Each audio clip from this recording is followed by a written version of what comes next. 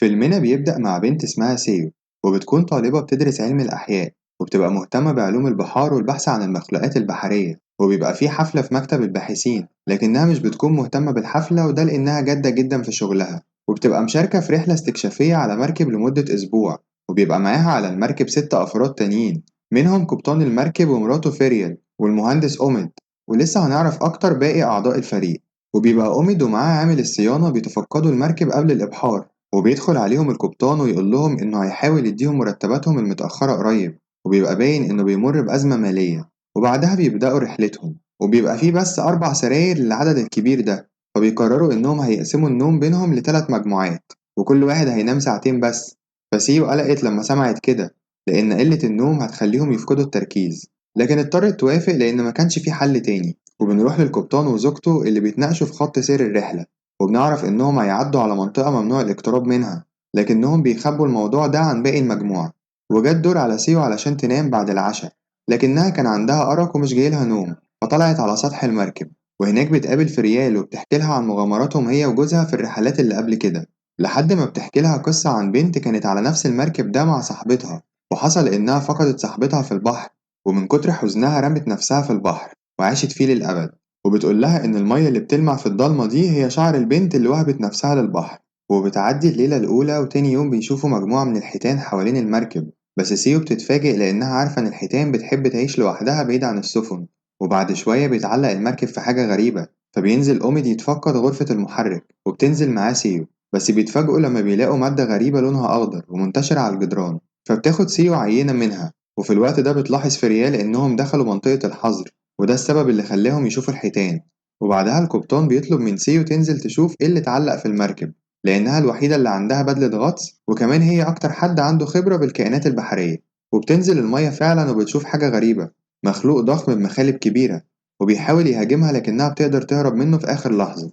ولما بتطلع بتحكي لهم على اللي شافته، وبتقول إنه مخلوق عملاق شبه الأخطبوط، وإنه متعلق في جسم المركب. القبطان بيقرر إنه يصطاد المخلوق ده، وبيرمي شبكة كبيرة في المية، لكن المخلوق ده كان تقيل جدا ومقدروش يطلعوه. وفي المحاولة دي بيتعور واحد من اللي معاهم في إيده، بس بتلاحظ سيو نفس المادة الخضراء موجودة في الدم بتاعه. ودلوقتي الفريق اتحبس في منطقة الحظر ومش عارفين يتحركوا، وحتى جهاز الراديو بتاعهم بقى مشوش ومش قادرين يطلبوا المساعدة. وكمان بيبقى الأكل اللي معاهم قرب يخلص، وبيكونوا مرعوبين جدا في البداية. لكن سيو لاحظت مركب تاني على مسافة قريبة، لما شافوا المركب حسوا بالراحة، وقالوا إن خلاص المساعدة وصلت. بيقرر القبطان إنه يتحرك للمركب ده وبياخد معاه سيو في قارب صغير، بس لما بيوصلوا بيتفاجئوا إن المركب فاضي ومفيش عليه أي حد، وكمان جهاز الراديو اللي عليه برضه متعطل.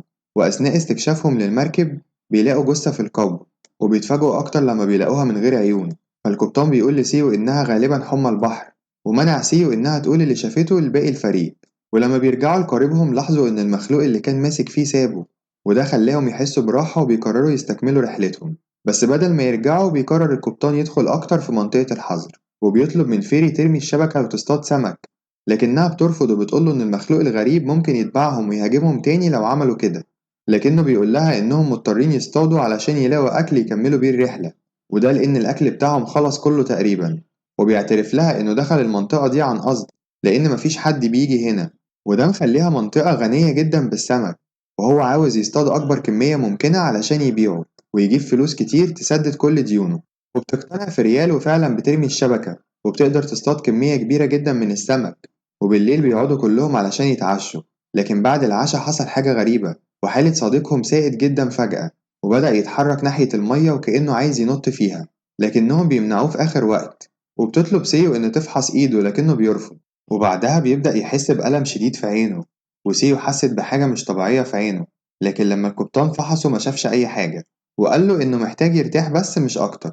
وبعدها بيدخل عامل الصيانة علشان ياخد دش، وفي الوقت ده بيروح صديق سيو يغسل وشه، لكن مجرد ما المية لمست عينه الألم بدأ يتطور بسرعة، وعيونه طلعت من مكانها بشكل مرعب وبيموت على الفور. وكل الموجودين بيتصدموا من اللي بيحصل، بس سيو بتشرح لهم إن المادة الخضراء دي عبارة عن نوع من الطفيليات، وإنها دخلت في مية المركب. فافتكروا عامل الصيانة اللي في الحمام وبيجروا عليه علشان يحذروه، لكن هو ما خدش كلامهم بجدية وافتكرهم بيهزروا.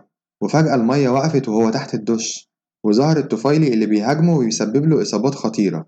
وبعدها قررت سيو تحكي لهم عن حالة السفينة التانية، اللي تفقدتها مع القبطان، وبيطلب القبطان من أوميد وسيو إنهم يفحصوا مية المركب كل ساعتين، وبيكتشفوا إن الطفيليات دمرت كل فلاتر المية اللي في الخزان بتاعهم، وبعدها بيعملوا جنازة لصديقهم اللي مات.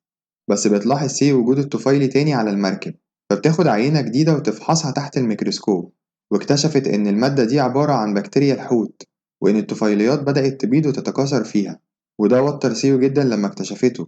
وبعدها بتحاول مع أوميد إنها تقتل البيض بالأشعة الفوق بنفسجية، لكن مفيش تأثير حصل. فبتفكر سيو في خطة، وبتقول لو قدروا يشغلوا تيار كهربائي حوالين المركب وقتها ممكن تقضي على الطفيليات كلها. لكن فريال رفضت وقالت إنهم لو عملوا كده المحرك بتاع المركب ممكن يتدمر، والخسارة وقتها هتبقى كبيرة. لكنهم أقنعوها وقالوا إن مفيش قدامهم حل تاني، وبتخرج سي وأوميد يشغلوا التيار الكهربائي حوالين المركب، وفي الوقت ده بيبقى حالة عامل الصيانة بتسوء أكتر لحد ما بيموت. فبعدها بتحذرهم سيو إنهم لازم يفضلوا معزولين في المركب لمدة 36 ساعة، وبتطلب منهم يوقفوا السفينة تماما علشان لو العدوى وصلت للمركب محدش ينقلها للبر.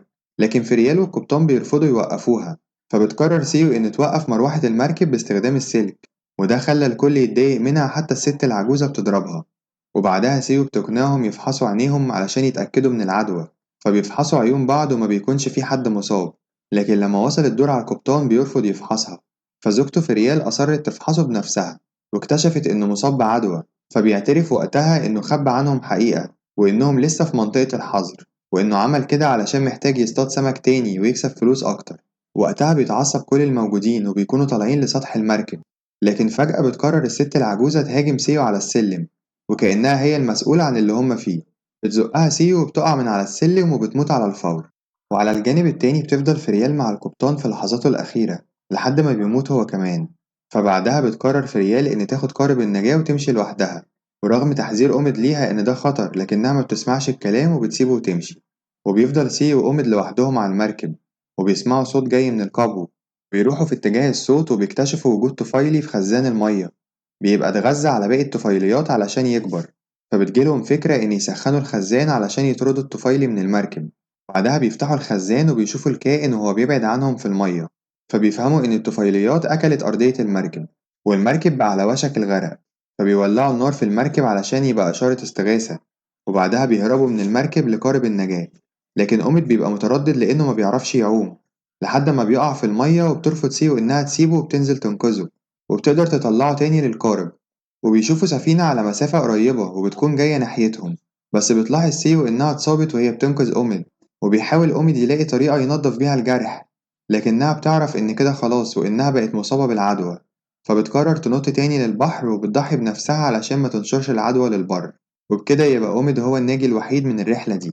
وبس كده، ما تنساش تعمل لايك واشتراك لو لسه ما اشتركتش، وتفعل الجرس علشان يوصلك كل جديد. سلام عليكم.